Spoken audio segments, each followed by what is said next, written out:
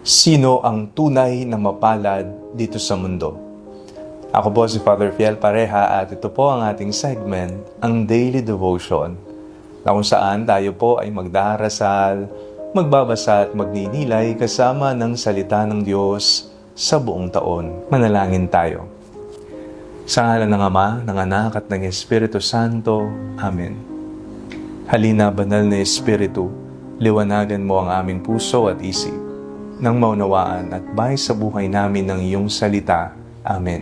Our Bible passage for today is from the Gospel of St. Matthew chapter 5, verses 1 to 12, and I read it for you. When Jesus saw the crowds, he went up the mountain, and after he sat down, his disciples came to him.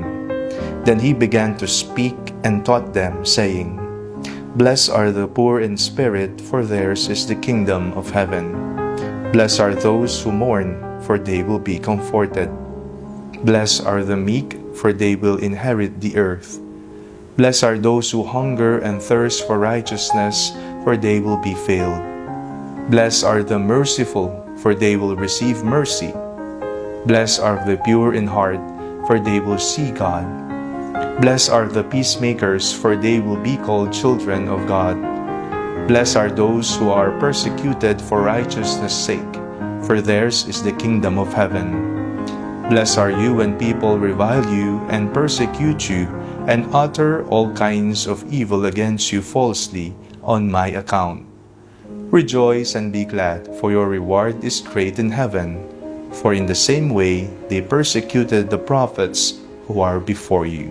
Sino nga ba ang tunay na mapalad dito sa mundo?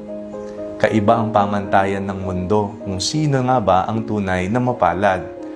Maaring nakikita natin ang mga mayayaman, maraming salapi, may narating sa buhay, maalwan ang buhay, maraming mga bahay at sasakyan, maganda ang posisyon sa trabaho, palaging nakangiti at masaya bilang mga mapapalad.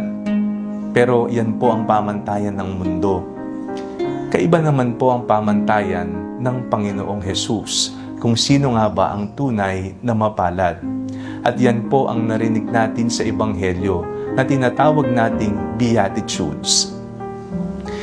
Blessed are those who are meek, blessed are those who are hunger, blessed are the merciful, blessed are the pure in heart, blessed are the peacemakers, etc. Ang dami. Pero kung titingnan natin, ang mga mapalad sa paningin ni Jesus ay mga kahinaan naman sa paningin ng mundo.